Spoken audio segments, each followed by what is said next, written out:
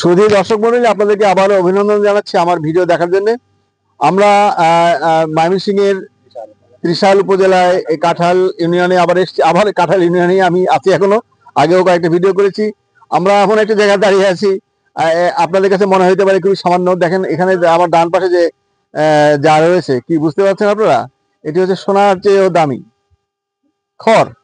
মনে হচ্ছে যে পচে গেছে, তারপর অত যত্ন সহকারে কিন্তু এখানে রাখা হয়েছে। এটি কিন্তু সোনার চেয়ে দামি, যারা গরু লালন পালন করে থাকেন। আমি কেন বলছি তার প্রমাণ হচ্ছে, আপনি আপনাদেরকে বলে আসছে। এই আপনার নাম কি? রুহুল আমিন। রুহুল আমিন। এই খড়ের দাম কত এখন? এই খড় এখন 800 টাকা মন। 800 টাকা মন। 800 টাকা মন মানে হচ্ছে 20 টাকা কেজি এই খড়। বুঝতে পারছেন যে সোনার চেয়ে দামি। এবং লক্ষ্য করেন যে অল্প পরিমাণ খড়, এখানে খড়ের গাদা ছিল, কমতে কমতে কমতে কমতে অল্প পরিমাণ রয়েছে। সেটাকে কত সুন্দরভাবে যত্ন করে রাখা হয়েছে, সোনার চেয়ে দামি বলেই। আসলে কি এটা সোনার চেয়ে দামি? 800 টাকা মন। আচ্ছা, এগুলো আপনি কোন ধরনের গরুকে খাওয়ান?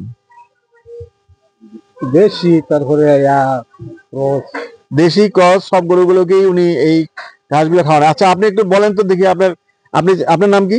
মুজিবুর রহমান। আপনার নাম হচ্ছে মুজিবুর রহমান। আচ্ছা, আপনি বলেন যে দেশি গরু আগে যে পরিমাণ উৎপাদন দিত এই ঘাস এই খড় খাওয়াইয়া, এখন কি ওই রকম উৎপাদন দেয় না কিছু কমছে?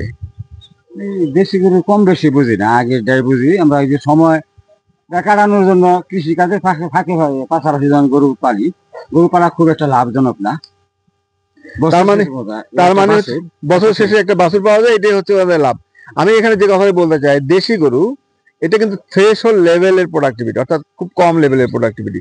এর প্রোডাক্টিভিটি অনেক বেশি বাড়া বা অনেক বেশি কমা এটি খুব একটা দৃশ্যমান বিষয় নয়।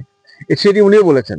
অর্থাৎ খড়, নিম্নমানের খড় খাওয়ালে এটা যে অনেক উৎপাদন কমবে সেটিও না, আবার ভালো মানের খড় খাওয়ালে যে অনেক বাড়বে সেটিও না। অর্থাৎ দেশি গরুকে এই খড় খাওয়াই রাখা হয়। এবং এই গরু এই খড়, আচ্ছা, আপনি খড় ছাড়া ঘাস খাওয়ান না কেন দেশি গরুকে? ঘাস আমাদের জমি, ঘাসের আবাদ করার মতো জমি ঘাস ওই ফিশারি কাঁচার মাছ অল্প অল্প কিছু। ফিশারিজ, যেহেতু ময়মনসিংহ অঞ্চলে অনেক ফিশারিজ রয়েছে, ফিশারিজের আশেপাশে কিছু ঘাস কেউ কেউ করে থাকে আর কি, আইলের উপর, আইলের মধ্যে না, পারে, পুকুরের পারে। সে তেমন তেমন উল্লেখযোগ্য না। অর্থাৎ ঘাস এখানে গুরুত্বপূর্ণ কোনো বিষয় না, এখানে গুরুত্বপূর্ণ বিষয় হচ্ছে খড়। এই খড়ের পুষ্টিমান খুবই নিম্ন। আমরা একটু আমাদের পশু পুষ্টি বিভাগের একজন টেকনিশিয়ান রয়েছে, ওনার সাথে আমরা আলাপ করবো যে আপনার অভিজ্ঞতা কি। খড় যে বিভিন্ন সময় আপনি ল্যাবরেটরিতে অ্যানালাইসিস করেন, তাতে খড়ের পুষ্টিমান খুব ভালো বা মন্দ, বা আপনার ধারণা কি? না, ঘাসের চাইতে তো খড়ের পুষ্টিমান কম, খুবই কম। জি। আর আমাদের ময়মনসিংহ অঞ্চলে খড়টাই বেশি, ঘাস উৎপাদনের তেমন কারো একদিন প্রতির জমি নাই, যার ধরুন খড়ের উপর বেশি ডিপেন্ড করে। আর রুট গাছ যেগুলা রুট সাইড থেকে বিভিন্ন আইল থেকে বিভিন্ন ফিশারির পার থেকে অনেকেই ঘাস কাটা নিয়ে এসে গরু খাওয়া। কিন্তু এমনি আমরা যখন ভার্সিটিতে বিভিন্ন ধরনের ঘাস চাষাবাদ করা হয়, আমাদের এলাকায় তেমন চাষাবাদ করা হয় না। আমাদের পাশের বাড়ির এখানে আছে নেপিয়ার জাতের কিছু গাছ আছে, ওই গাছগুলা নেপিয়ার গাছগুলা চাষ করে অনেক খামারিরা বর্তমানে খাওয়াইতেছে। এটা আমাদের বাড়ির পাশে নেপিয়ার গাছ চাষ করতেছে, অল্প অল্প অল্প, এটা খুবই উল্লেখযোগ্য না। আচ্ছা, আমি এখানে যে কথাগুলো বলতে যাচ্ছি যে আমাদের এই অঞ্চলে আসলে খড়ের উপর নির্ভরশীল। কেন নির্ভরশীল? প্রথাগতভাবে নির্ভরশীল। ওনার দাদা এই দেশি গরু পালতো, তার দাদা দেশি গরু পালতো, সেই কারণেই ওনারা এই দেশি গরু পালেন এবং এই খড়ের উপর নির্ভরশীলতা ওনারা কোনোভাবেই অ্যাভয়েড করতে পারছেন না। সবচেয়ে কঠিনতম বিষয় হচ্ছে এই খড়ের উৎপাদনশীলতা কমার কারণে, খড়ের ব্যবহার অভ্যাসগত কারণে রয়ে যাওয়ার কারণে খড়ের চাহিদা অনেক, শুধুমাত্র ওই কারণেই, অভ্যাসগত কারণে চাহিদা অনেক। এবং দেশি গরুকে খাওয়ানো হয় সেই কারণে অনেক।